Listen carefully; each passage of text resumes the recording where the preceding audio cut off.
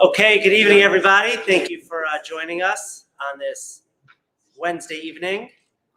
It is my great and distinguished honor to welcome our guest, who's really not a guest. He is actually a scholar in residence. He is one of the few who actually fits every part of that description. He is both a scholar and he is in residence, and that is Rabbi Dr. Gil Perl. Rabbi Dr. Gil Perl is the CEO of the Ades Family Foundation and the founding head school of the Jewish Leadership Academy in Miami, Florida, which I'm sure after the presentation, because I see a lot of quizzical looks, you'd be happy to tell anyone about that venture and about why it is so cutting edge and so important. He's obviously a nationally sought after speaker, award-winning teacher. That was my first interaction when he was a professor at Yeshiva University at the time.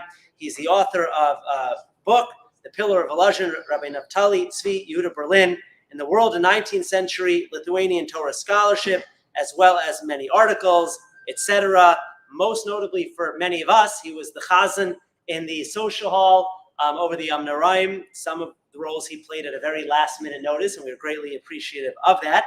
And so somewhat a jack of all trades, we are very appreciative that when Rabbi Dr. Gil Perl moved into the community, I said, you can't have him living here and not teaching.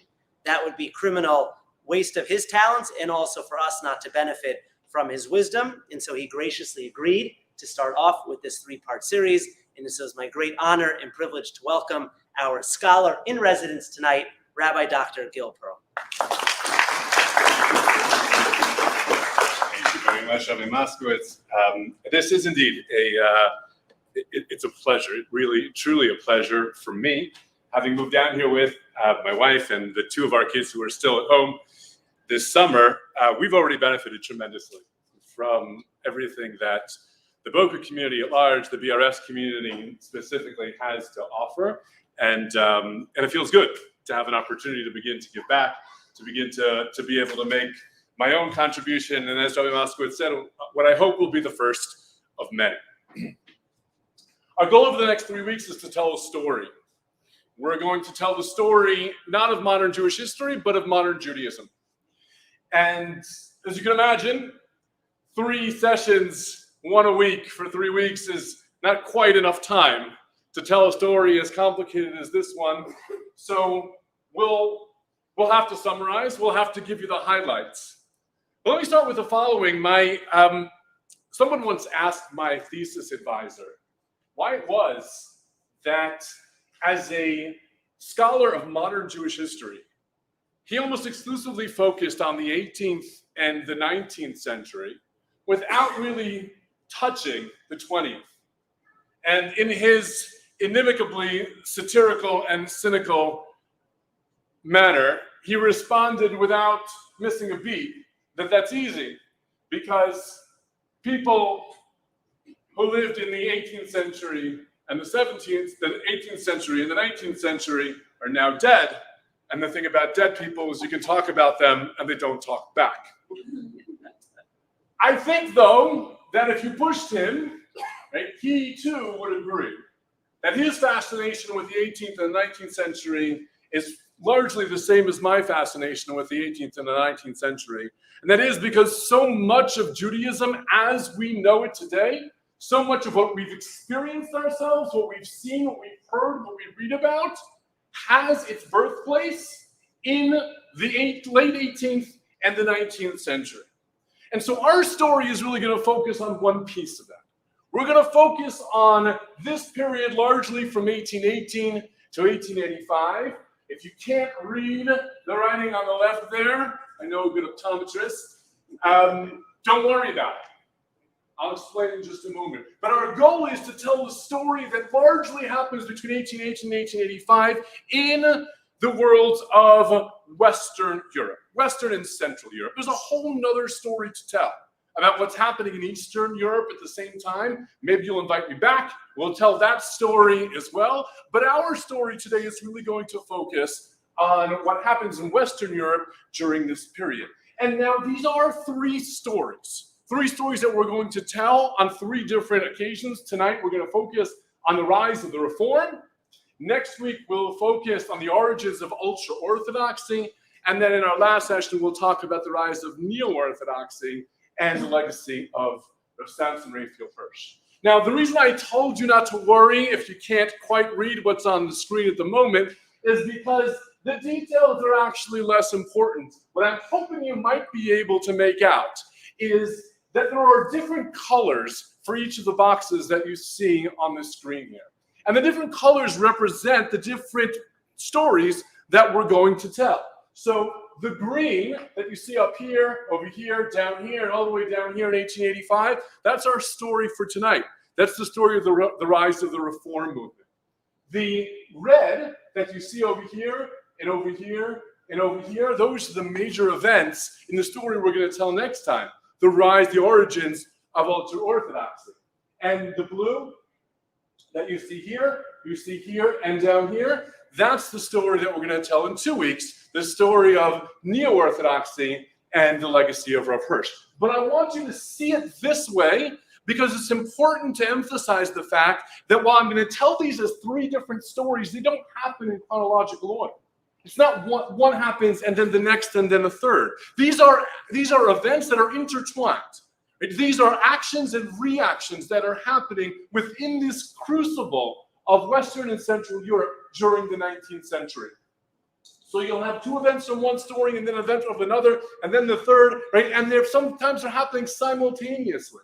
And it's important to have that context, even though we're going to separate them for the purposes of clarity and for the purposes of coherence to be able to tell a whole story. It's important to recognize that what we're talking about are not 3 things that happen one after each other, but 3 things that largely happen simultaneously with one another. So where does our story begin? We have to begin our story before 1818 in order to get ourselves to 1818 to understand why the events of 1818 and 1819 are as important and as transformative as they ultimately are. We have to start by understanding the context of Western European Jewry at the turn of the 19th century or in the late 18th century. The worlds of Jewish communities in Eastern and Western Europe actually look quite similar to one another for most of the Middle Ages and into what we would call the early modern period.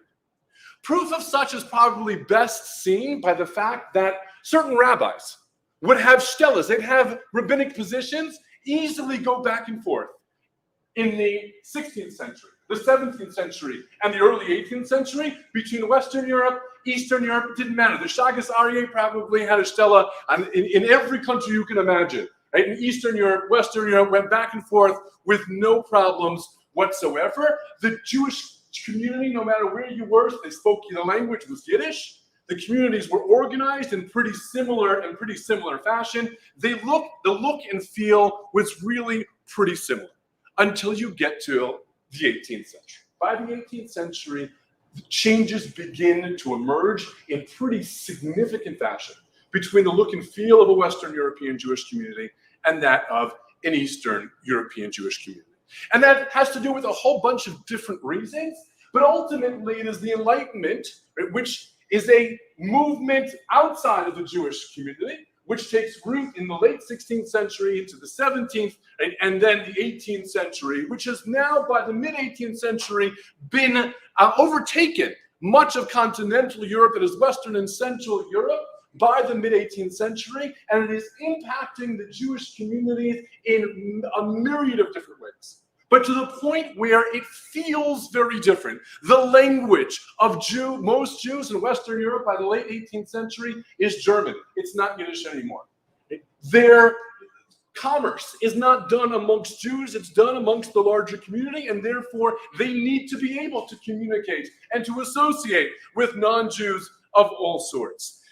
Perhaps the best illustration of how different these worlds feel by the late 18th century. And this, by the way, this is a picture of a French salon, right? A French salon, some of you may know, a salon in France in the 18th century is not a place, it's a gathering, right? That often happens in the home of a upper middle class family, and generally this what would take place is a salon was a place for thinkers, philosophers, poets, writers to get together to talk about ideas obviously of the Enlightenment, right? And everything that came from the ideas of the Enlightenment. This was, you can tell from their dress, from the wigs on the men, from the books that they're reading from. This was a place of vibrant education, ideas, often quite radical. This was the world of 18th century France. Now, into this world comes a Jew from Eastern Europe named Solomon Maimon. Solomon Maimon is one of the few Eastern European Jews who actually makes his way to Western Europe in the late 18th century and leaves us an account. He writes an autobiography. Now, it's important to note that Solomon Maimon is by no means your typical Eastern European Jew or even your typical Western European Jew in the late 18th century. But he leaves us an account of what it felt like to be in Western Europe. And by virtue of his writing, we can begin to tell how different these worlds felt, at least to him. So what we have here is an excerpt from his autobiography. The moment that we're reading from is when his wife, right, and son arrive from Poland to try to get him to come back, to come home to Poland.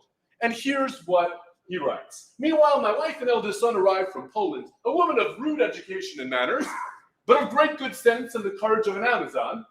She demanded that I should at once return home with her, not seeing the impossibility of what she required. I had now lived some years in Germany, had happily emancipated myself from the fetters of superstition and religious prejudice, had abandoned the rude manner of life in which I had been brought up, and extended my knowledge in many directions. I could not therefore return to my former barbarous and miserable condition, deprive myself of all the advantages I had gained, and expose myself to rabbinical rage at the slightest deviation from the ceremonial law or the utterance of a liberal opinion. I represented to her that this could not be done at once, but that I should require first of all to make my situation known to my friends here as well as in Berlin, and solicit from them the assistance of 200 or 300 thalers, so that I might be able to live in Poland independent of my religious associates. But she would listen to nothing of all of this, and declared her resolution to obtain a divorce if I would not go with her immediately. Here, therefore, it was for me to choose the less of two evils, and I consented to the divorce. Humorous man. But you can see, right, his conception at least, of Eastern Europe being one where the communities were still very much under rabbinic authority, where one gets excommunicated, put into cherem for ideas that don't conform, right, with traditional Jewish thought, where he would have to raise money even to make a living outside of the community was something that was extremely difficult in Eastern Europe. But in Western Europe, right, he had no problem doing so, right, like others like him. That's the late 18th century. Right? As we get into those last decades, though, these ideas, the ideas that animated the Enlightenment, the ideas of personal freedom and liberty, the ideas of, in some respects, democracy, but the ideas of science, the ideas of rationalism explode in what was clearly the most monumental episode in continental Europe's history up until that point, which was the French Revolution of 1789. The bourgeoisie, the uprising middle class, ultimately joined by the proletariat, will rise up against the monarchy and the aristocracy that represent the monarchy in order to overthrow them, in order to bring about this world of rationalist enlightened thought, to bring it into actuality, into reality, so it's no longer belongs to books that one reads in a salon, but is actually the world in which one lives. Obviously, the French Revolution was inspired in some degree by the American Revolution, which preceded it, right? But the American Revolution was less built on ideology, right? The way in which, at least as compared to the way in which the French Revolution was. Now, the French Revolution, it wasn't just a revolution around ideas. It was a time which brought about an upheaval of just about everything that Europeans had known in terms of their way of life, or at least that's the way the French revolutionaries wanted to see it. About a month after the storming of the Bastille in the beginning of the French Revolution, a new revolutionary government was formed, and their formative document is something called the Declaration of the Rights of Man and Citizen, created by this National Constituent Assembly in August of 1789. We in the United States know of our Declaration of Independence, although that talks a little bit about some of the ideas behind our revolution. It's much more a political document about separating us, giving us independence from Britain. The Declaration of the Rights of Man, this is about the ideas that were behind this revolution. It's what they stood for. And here in this Declaration of the Rights of Man, in Article 1, it says men are born and remain free and equal in rights. Social distinctions can be founded only on the common good. In Article 10, it says no one may be disturbed for his opinions, even religious ones, provided their manifestation does not trouble the public order established by the law. Let's take a moment and understand how radical this is and what this means for Jewish history. Because as much as Solomon Maimon found in Western Europe a place that was more conducive to his way of thinking, to a life that wasn't under rabbinical control, Jews in Western Europe still were not citizens in the 18th century. They did not have full-fledged rights like their Christian neighbors. They didn't have anything close to it. They were not free. They were not citizens. They had very specific limitations on what they could do and where they could go and what fields they could enter and whether they could be trained at a university or not. All of that, right, was given to them due to their status as a Jew. With the overthrow of the monarchy, the overthrow of Louis XVI in 1789, here comes a group of revolutionaries spurred on by the ideas of religious freedom, that every human being, right, has a right to their own opinions, to their own religious identity. They put that down in writing, that men are born and remain free and equal in rights, that no one may be disturbed for his opinions, even religious ones. Here it is, for the first time. Jews are now full-fledged citizens of a Western European country, right? Wrong. Somehow, only a few months later, in that very same assembly, the question was raised of what to do with the Jew. What do you mean what to do with the Jew? The Jew is a man or a woman. The Jew ought to have rights. Judaism is a religion like any other. Why was there even a question about what to do with the Jew? Well, there was. Because in the minds of even a revolutionary, liberal, rationalist, enlightened Western European at the time, Jews were actually quite different. And it's important to note that the document, which was written by this revolutionary government, didn't just say the rights of man, but says the rights of man and of the citizen. And that's where Jews ran into trouble. Because sure, Jews were men. But so much of what was animating the French Revolution, what would ultimately animate Napoleon and his conquest of Europe, is this idea of citizenship. In many ways, the idea of religion gets replaced by state in the late 18th and the 19th century, and the idea of being a religious adherent gets replaced by being a citizen of that state. And so what does it mean to be a citizen? Well, to be a citizen, you need to be productive. You need to produce, to give to the larger economy, to give to the larger culture, to give to the larger society. Well, do Jews produce? Well, they do, but they take off every Saturday, Friday afternoon to Saturday. They've got all of these holidays in which they're not very productive. To be a citizen means to treat everybody as equals. Do Jews treat everybody as equals? Well, they don't dine with non-Jews. They don't drink with non-Jews. They wouldn't marry a non-Jew.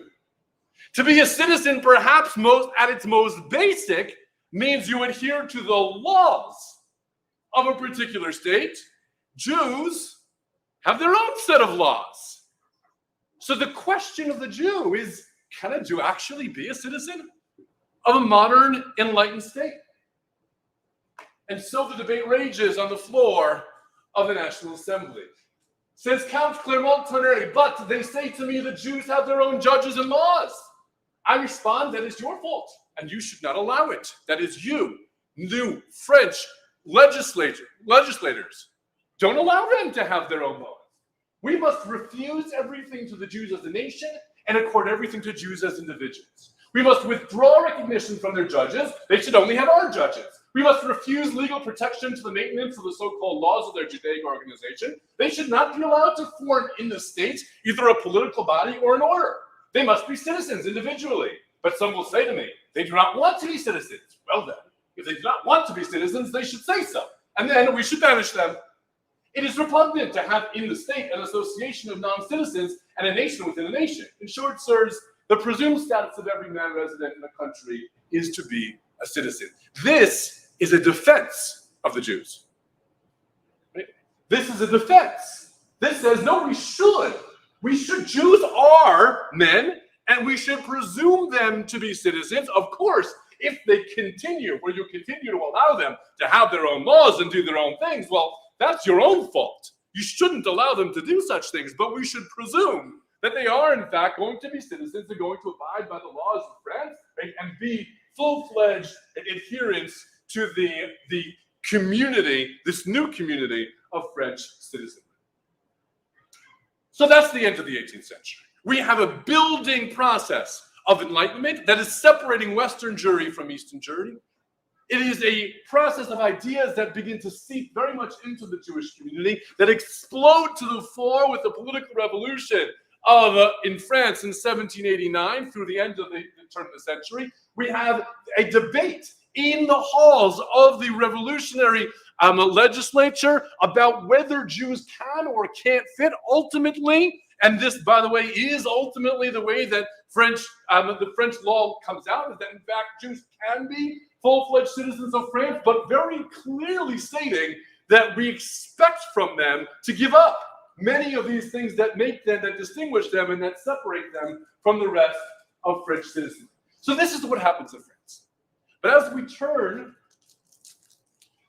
the tides from the 18th into 19th century, as you may well know, what happens in France doesn't stay in France. Right? Because out of the disaster of the post-revolutionary government, it emerges, of all things, the dictator, right, who was what we would call an enlightened, what he called an enlightened despot, right? An enlightened dictator named Napoleon, who believed that the best way to bring the universal ideas of the Enlightenment, the enlightened ideas of the rights of man to the world, is through a person who understands those, a single person, a dictator who can demand these types of rights, these types of ideas be followed throughout the world, really. These were universal ideas, after all. These weren't ideas just about French men and women. These were ideas about man and women. This was basic to the way human beings are and ought to be. And therefore, Napoleon felt, amongst many other megalomaniac ideas that he had, right, that it was his job to bring these ideas to the rest of the world. Right? And so, as you may well know, Napoleon begins to invade, and he begins to conquer almost all of Western Europe. So what you see here, and this is France. So you can see France itself takes up almost half of continental Europe at the time. The Kingdom of Spain was ruled at this time, anybody might know by whom? Sorry?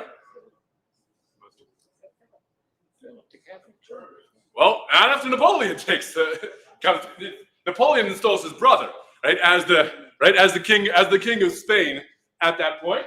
Right? So these areas, the Kingdom of Spain, the Kingdom of the Rhine, these are all affiliated. These are vassals, basically, of Napoleon's. Right? So he controls all of France. He controls much of Italy down here, right? And these are sort of vassal states of his, all the way through to Prussia.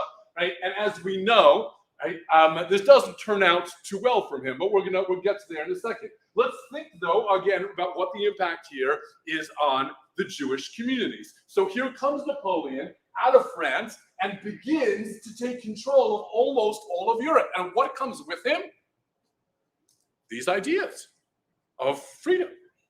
The emancipation of European Jewry. Rights. Jews for the first time have rights. Now again, they may come with an expectation that they're going to give up some of what they had in terms of what makes them distinctive, but they have rights, right, for the very first time. The problem, though, right, is that what we see here doesn't last very long. So Napoleon successfully has influence over much of Europe from about 1805 to 1812. What happens in 1812? He tries to conquer Russia, right? That doesn't work very well for him, right? And he's chased all the way back and ultimately exiled from France. So now again, let's talk about what this means for the Jewish community. Because in the wake of Napoleon comes a reactionary movement.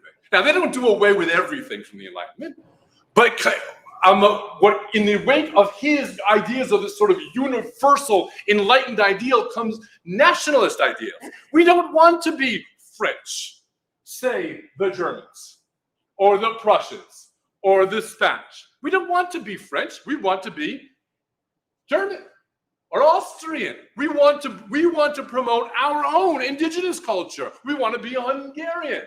We want to be the people we are. And so comes a reactionary movement that places an emphasis on actually being part of this nation, indigenous to this nation. I was born and bred in Germany. I am German. And you know what a Jew is not? A Jew is not German. Right? A Jew is not Prussian. And so in the wake of 1812 comes the curtailing of many of the rights that Jews had. And in its wake comes a stream of nationalism that begins to exclude Jews again. So they had a brief taste of it. And then, like that, it was gone. That's the context that we need in order to understand the rise of the Reform. The Reform movement in its development is generally seen as developing in two stages. The first, a stage referred to as aesthetic reform. The second, a stage known as religious reform.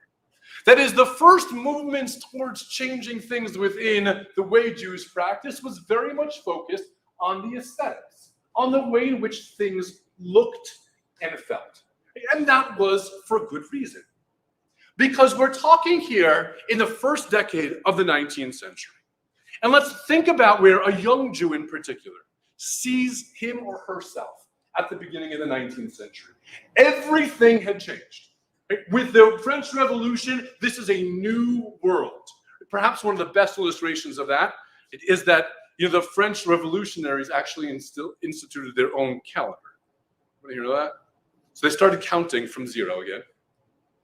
That's how momentous an occasion it was. Time to start counting all of time again, over again. They also instituted a 10-day week. Right? New months, right? Wild stuff. But the idea is everything changed with the French Revolution. This is a new age. This is a new dawn. It's something totally different. And Jews feel that as well. Right? This isn't my grandfather's France anymore. This isn't my grandfather's Germany. This is a new world, a new enlightened world. And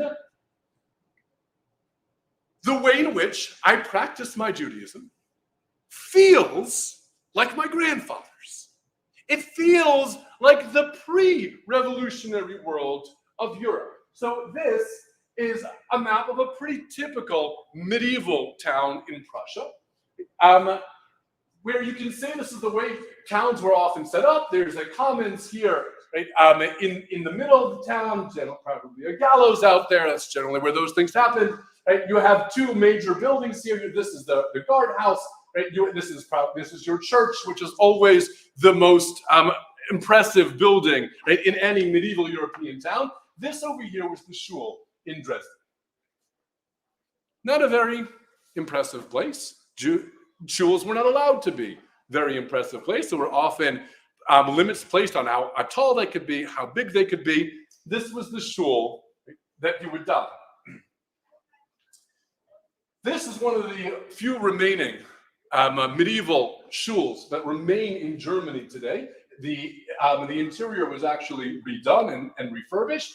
But this would be a typical shul that if you were growing up in Western Europe, that's maybe the place that you daven. And for hundreds of years, that was perfectly fine. As we said before, up until the mid-18th century, there wasn't much of a difference between what a Western European and Eastern European community looked like or what the shul would look like. This isn't that, the outside of it looks a little different than what you would find in some of Eastern Europe, but essentially, it's really quite the same. The problem was that by the time a young Jew in the early 19th century was growing up, feeling that they belonged to this new post-revolutionary world, they'd walk down the street and they'd see that. And they'd say, that? What's that? Which one inspires? Which one creates a sense of awe of the divine, of the presence of an almighty? Not that. And this, by the way, these aren't Catholic churches. These are Protestant churches. This is the inside of the Protestant church. You know what that is? Good. That's the organ, right? They're not made out like Catholic churches are in terms of the iconography. Protestants didn't do any of that. Right? They're really quite simple in terms of the decor inside. But there is a lectern up here in the front. Lots of seats over here.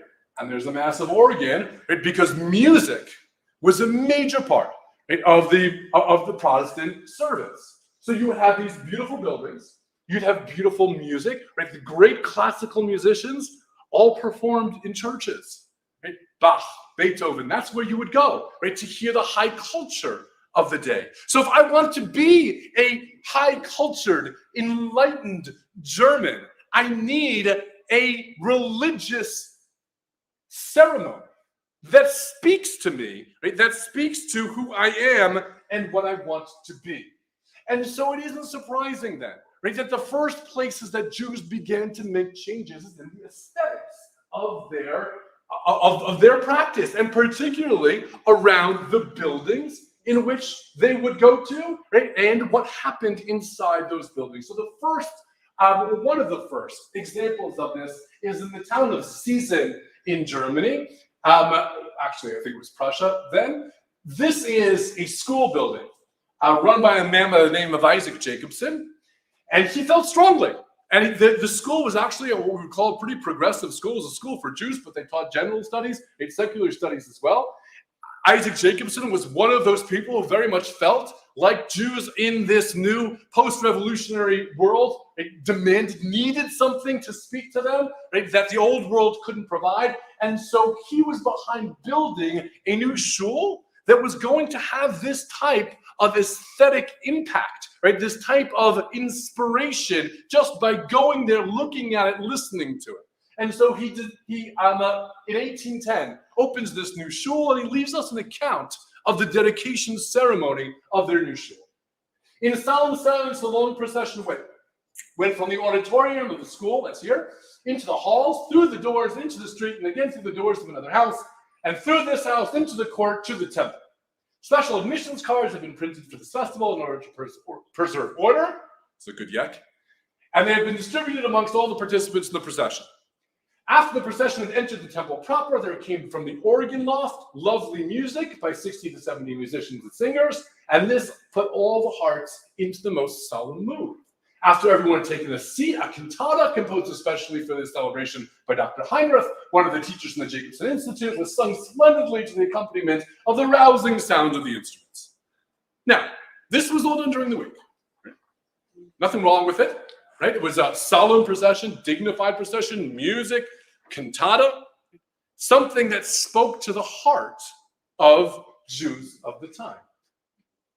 The Jewish ritual now began with Bishop Jacobson himself being the chief officiant and the rabbis assisting him. At the end, President Jacobson gave an address, which we bring further on in next.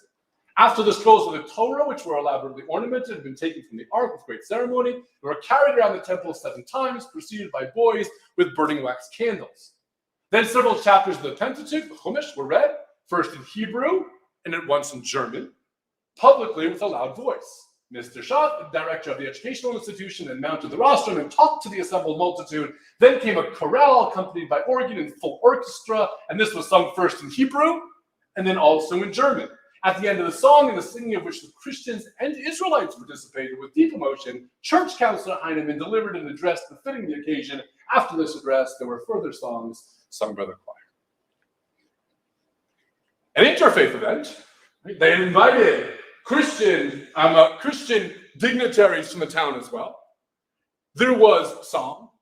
There was German translation of everything that was happening in order to make sure that people actually understood what was happening. Another piece that German Jews in the early 19th century felt, not only does the place that I'm going to not inspire, and what I'm hearing not inspire, but the words don't inspire me either because I don't have an art scroll. And everything I have is in Hebrew, and I don't speak a word of Hebrew. So I come to the shul every day, right, or every week, probably every Shabbos, not every day, right? And it doesn't inspire me. The music, the sound doesn't inspire me. I don't know what I'm reading.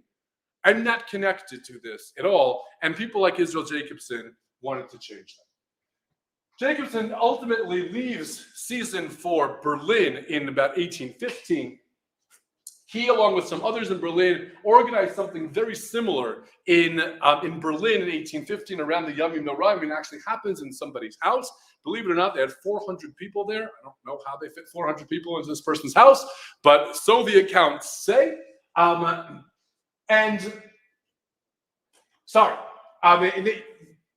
know what? We'll keep it going. And from there, in about 1815.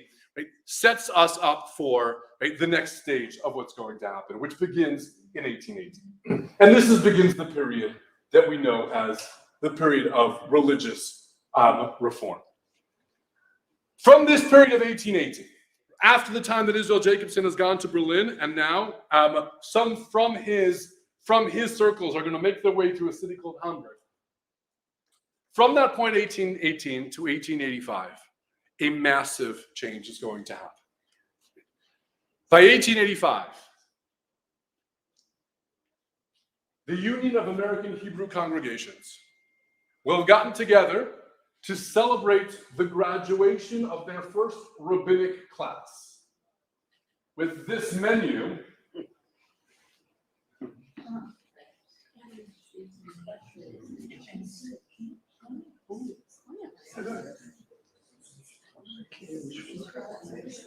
It became known as the Treifa banquet. And it is, yes, there's shrimp on there. And that's not the fake kind that we get in our sushi. So the question is how? How does that happen? How do we go in 1810 and 1815 from shuls that were looking to inspire by changing things aesthetically to a graduation class of rabbis in which the menu includes shrimp in clay? So as I said, members of Jacobson's circle, Jacobson himself goes to Berlin. They start something similar in Berlin, and then members of that circle from Berlin ultimately leave for Hamburg. When they get to Hamburg, they notice in Hamburg that there are similarly minded Jews who also want to do something, create a new type of temple in their community as well. And so they get together and create a proposal for a new shul. They call it the Hamburg Temple, and this is what it says in its constitution, just dated December 11th, 1817. Since public worship has for some time been neglected by so many, because of the ever-decreasing knowledge of the language in which alone it has until now been conducted. That is, right, people don't care much about what happens in shul because they don't understand anything that happens in shul. And also because of the many other shortcomings which have crept in at the same time. The undersigned, convinced of the necessity to restore public worship to its deserving dignity and importance, have joined together to follow the example of several Israelite congregations, especially the one in Berlin. They plan to arrange in the city also for themselves as well as others who think as they do a dignified and well-ordered ritual according to which the worship service shall be conducted on the Sabbath and holy days and on other solemn occasions, and which shall be observed in their own temple to be erected especially for this purpose. Okay, so far, so good. Specifically, there shall be introduced in such services a German sermon and choral singing to the accompaniment of an organ. Now let's stop there for a second. This was new. We may be used to an English sermon given every Shabbos, but they were not. In fact, rabbis at that time spoke twice a year. Some people say we should go back to those times. I'm not one of them. Twice a year when? Okay, Shabbat HaGadol and Shabbat Shuvah, right? And what was the language of their address? Yiddish. And what was the content of their address? Halacha generally, right? Halacha, maybe some tshuva, right, around the menorah. The idea of somebody speaking in the vernacular every Shabbos, somebody speaking words that were probably philosophical, literary, totally new. Incidentally, the above-mentioned ritual shall not be confined to services in the temple. Rather, it shall apply to all those religious customs and acts of daily life which are sanctified by the church or by their own nature. Outstanding amongst these are the entrance of the newly born into the covenant of the fathers, weddings, and the like. Also, a religious ceremony shall be introduced in which the children of both sexes, after having received adequate schooling in the teachings of the faith, shall be accepted as confirmation of the Mosaic religion. This is an introduction of what newfangled idea? Bat mitzvah, right? Totally new. Not something that Jews were doing up until this point. Ultimately, there were three major changes that the Hamburg Temple Association sought to introduce into their shul. First of all, they were going to say parts of davening itself in German. Number two, they were going to take out references to the building of a Beis HaMikdash. Did you notice the word temple continuously coming up? That's not by accident. They were referred to these as temples because this was going to be a replacement of the temple, right, that Jews once attended. And so it was going to be important to take out references to any restoration of that original temple. And number three, it wasn't going to be enough anymore at this point to have the organ played during the week at these occasions, but in order for the service to feel like a real service, there needed to be an organ played during the service itself, albeit by a non-Jew. Right? But nonetheless, it needs to be played in order for the service to have the proper feeling and inspire properly. These were the three major issues which came up that the Hamburg Temple Association did introduce into their new shul. This is an excerpt from the siddur which they produced in order to go along with their shul. So to give you some sense of what it looks like, this is for Shabbos and Yom Tov. It's not a weekday siddur. This is from the Musaf Shmona Esrei. This is what our text looks like.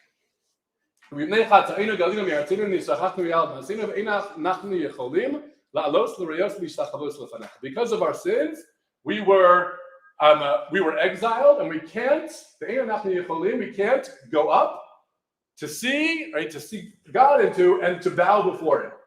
Here it says,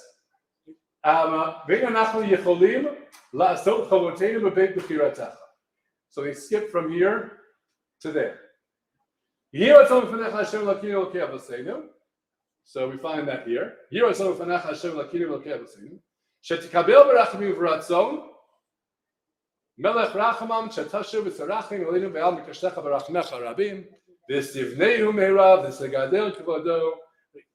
A whole long list about the Karev Pizaredim Biragoyim,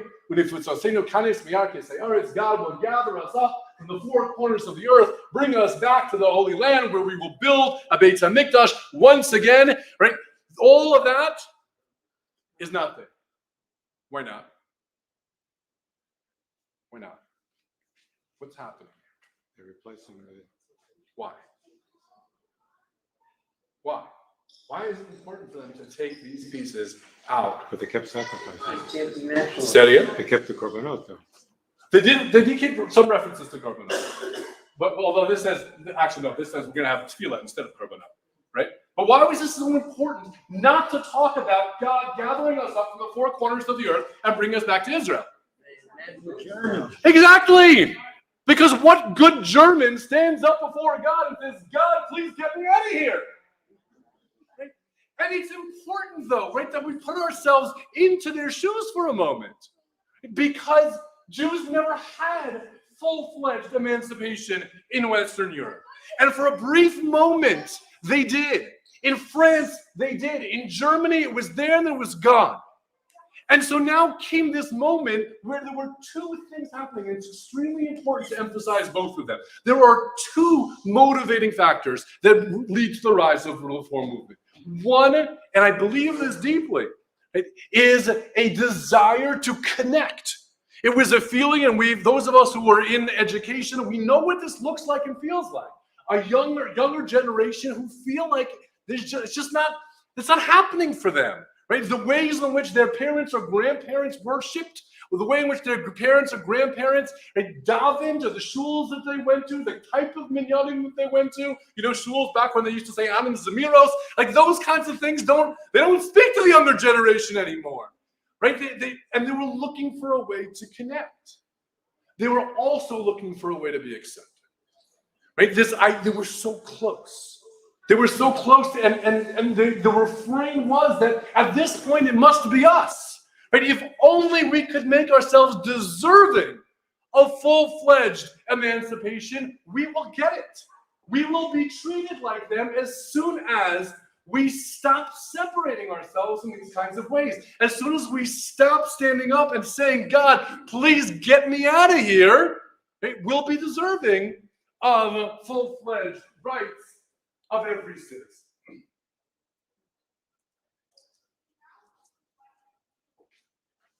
The Hamburg Temple innovations were still very much, or at least I should say the Hamburg Temple innovators were still very much interested in having halachic grounding for what they were doing. Which, if we go back to these three, the second one feels a little rough, right? To justify halachically. The first one, is that difficult? Shouldn't be, right? It's a Mishnah, I think. Right? It's an explicit Mishnah. The third one, well, not as difficult as it might seem to find not only a way of justifying, but even precedent, potentially, at least theoretic precedent, which indeed is mustered by a man by the name of Rabbi Aaron, who is a rather maverick rabbi living in Hungarian lands at the time. And a guy by the name of Rabbi Eliezer Lieberman is the one who actually leads the charge, but he doesn't have the clout that Rabbi Aaron Chorin does, or the learning that Rabbi Aaron Chorin does. And so a work was put out called Noga HaTzedek, which was, as you can see here, there's shutim, right, that come to defend the practices of the Hamburg Temple. Now that was important to do because in the early 19th century in Western Europe, every shul was controlled ultimately by the government. You needed to have government permission to open a shul. You couldn't just go and do it on your own. And in order to open a shul, you had the local authorities had to sign off on it. So what happens in Hamburg is that actually an entire debate emerges where this new shul tries to open, but the establishment, the Beis Din of Hamburg, is going to fight it on grounds that this isn't Judaism. This isn't Jewish. Right? And if it's not Jewish, then you can't open a temple, a Jewish temple, if it isn't part of the Mosaic faith. And so they will have to muster halachic authority to try and prove that, in fact, they are indeed part of the Jewish tradition.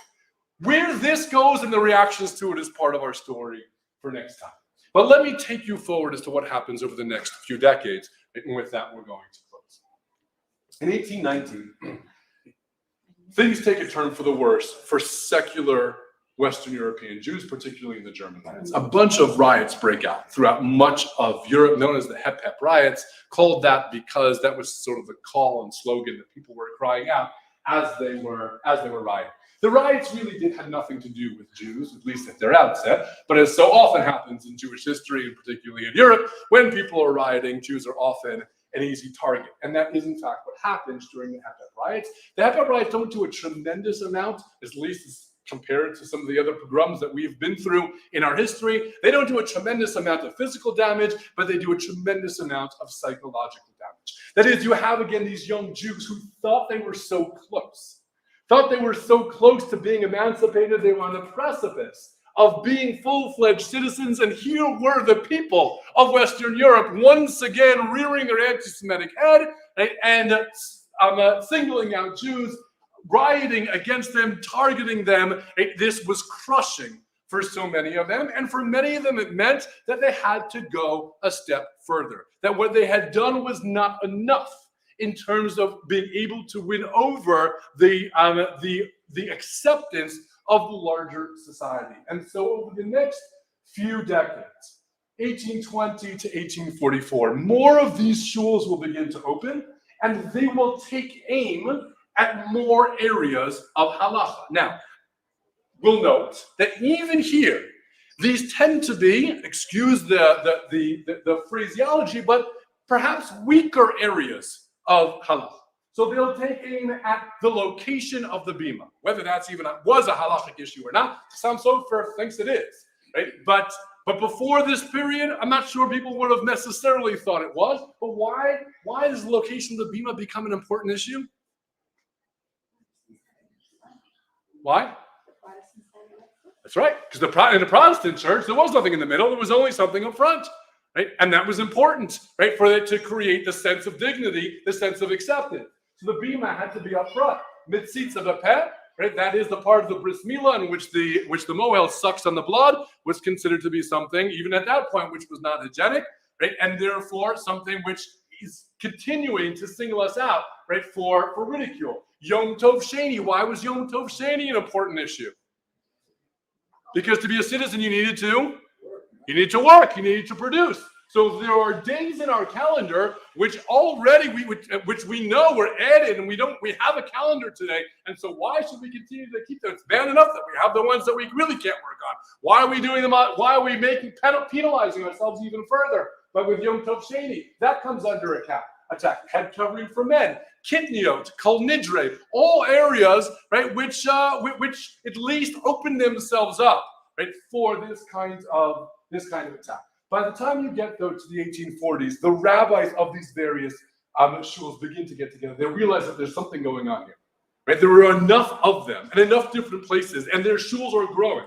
The support that they have is growing. They begin to get together, right, to discuss who they are, and what they actually stand for. At the head of this group was a man by the name of Abraham Geiger. Now, you can already see by his mode of dress, he looks very different, right, than an Eastern European rabbi. Right? Sure, his head is covered. What is this? Okay, good. Those are the canonicals, right, of Protestant clergy. He's wearing a robe that looks like the Protestant clergy. His tallis looks a little different, right, than the tallis of Eastern Europe would look like. Here's what he writes in 1836. I'm going to start here. For the love of heaven, he writes. How much longer can we continue this deceit? To expound the stories of the Bible from pulpits over and over again as actual historical happenings. To accept as supernatural events of world import, stories which we ourselves have relegated to the realm of legend, and to derive teachings from them, or at least to use them as the basis for sermons and texts. Who are we kidding? Says Abraham Geiger, a university-trained historian and theologian. Saying, let's call a spade a spade. Some of us don't believe in this stuff anyway. So let's get together and let's actually say what we mean. Let's be honest about it, he says. And so in Frankfurt in 1845, rabbis begin to get together to lay out what does it mean to be part of these reformed congregations. One of the most radical of that group is a man by the name of David Einhorn. David Einhorn, in this passage here, will take aim at the idea of a Mashiach.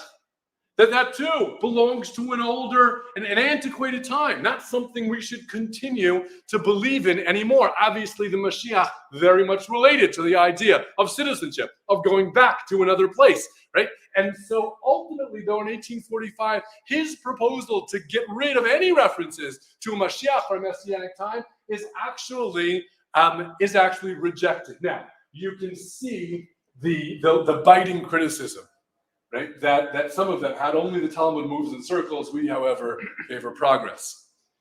The resolution adopted by the majority is that the Messianic idea should receive prominent mention in the prayers. They didn't accept his proposal, but all petitions for a return to the land of our fathers and for the restoration of the Jewish state should be eliminated from the liturgy.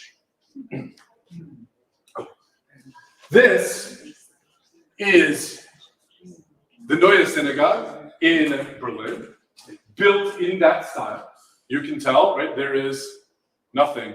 There is no bima here, right, in the middle, only up here in front. Now, they did continue to keep a balcony to separate men and women. But you can see, right, how far we've come from the shuls of the 18th century to the shuls of the 19th century. While all of this is happening in Western Europe, in Germany in particular, something else is happening here in the United States. That is, there's already a community here in the United States. The first Jewish community here in the United States is very much a Spanish-Portuguese community. It's not a European Ashkenazi community. But the early Europeans who have made their way to the United States find a much more welcoming home for the ideas of Reform Judaism, of these new Reform congregations, than they did in Europe. As I said before, in Europe, still to that point, well through to the 1860s, in order to start a new shul, you needed to petition the government. You needed to get their approval. And so depending on whether the government happened to be liberal at the time, right, or conservative would really mean whether you were able to start your congregation or not. In the United States, that wasn't the case. In the United States, anybody could start a house of worship of any sort. And nobody was going to molest you at all for any ideas, right, that you may have around religious worship. And so already in 1841, this shul, which had originally been a Spanish-Portuguese shul, becomes the first Reformed shul in Charleston, South Carolina. And from there, these begin to emerge. The ground here in the United States was fertile for these ideas to take root.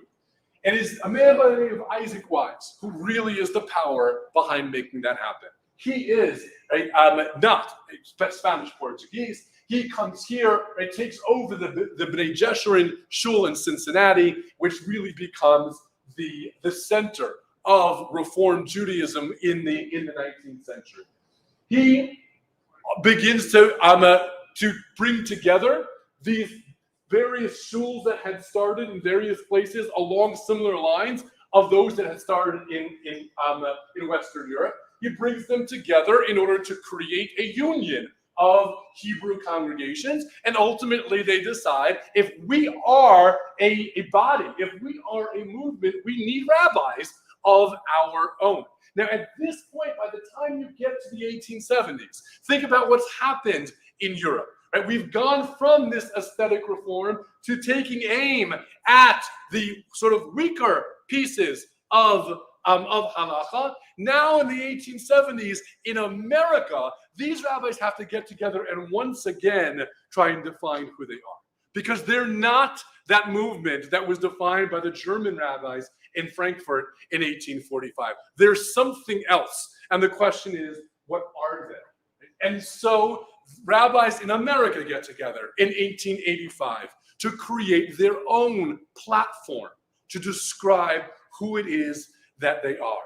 And in striking fashion, some of the most radical ideas of the 1845 conferences, which were rejected, get accepted into the Pittsburgh Platform of 1885, which becomes the founding document of the American Reform movement.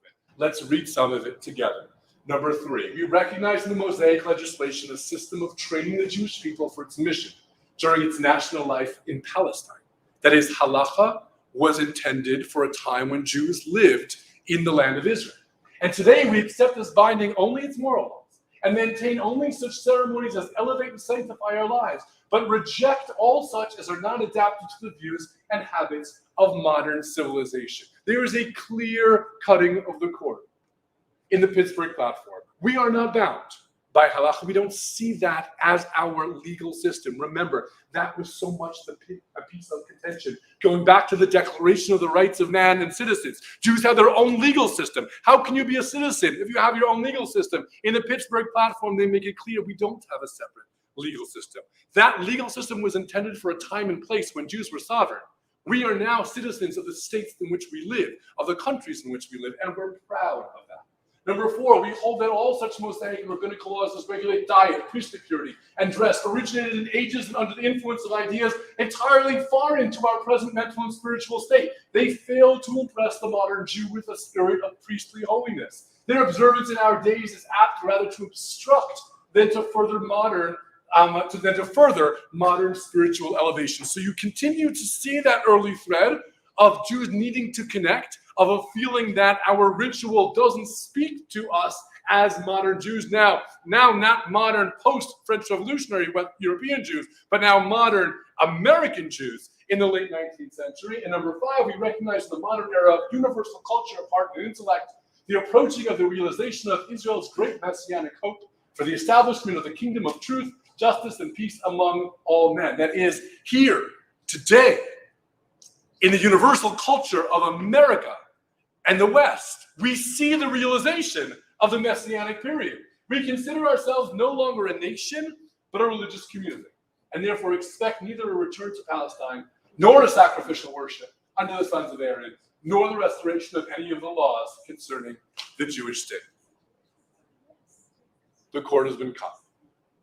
And so if the cord has been cut, and if cutting that cord, meaning defining ourselves as maintaining only the moral laws, but not being bound by these laws that belong to a different time and a different place, if that is central to who we are and how we practice, right, then we begin to understand why in the graduation of these rabbis, it is not by chance. It's not that they wanted to taste clam, right? And they heard it tastes really good, and therefore, right, we're going to serve it. It was an ideological move. It was intentional because it symbolizes the fact that we have moved on to a new era, to a new age of Judaism in which we are no longer shackled by this ceremonial law. And so, as you may not have seen earlier, though, right, this fleshig meal, which included clams and shrimp, as well as chicken and meat, is ultimately topped off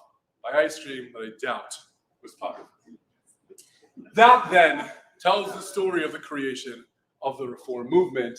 Obviously, as this develops, a reactionary movement will emerge amongst the traditional rabbinate of Europe, and that is a story that we will tell next time. Thank you.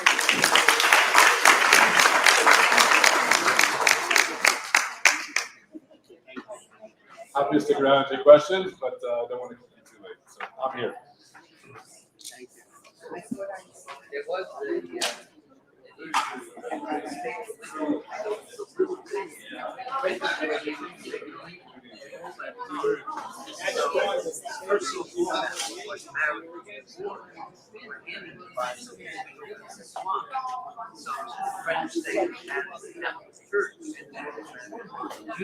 But the Jewish kept the swamp. Right.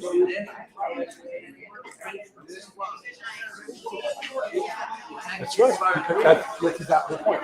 Reform Judaism never needed to take hold in France, right? Because they had the full-fledged rights to do as they please. So that tension that exists in the German lands never existed, which is why French Jewry is Orthodox, was Orthodox, became even more Orthodox, and never felt the same kind of pressures that they felt.